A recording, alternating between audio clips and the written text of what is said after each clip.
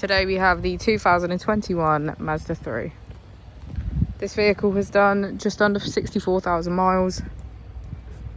It has an automatic transmission and a petrol fuel type.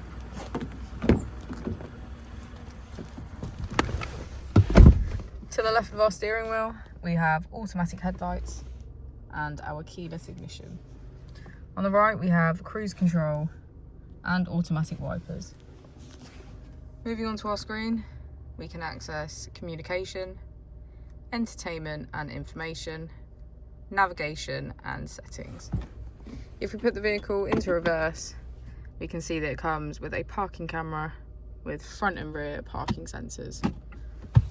Just below our screen we have our AC with heated seats on either side.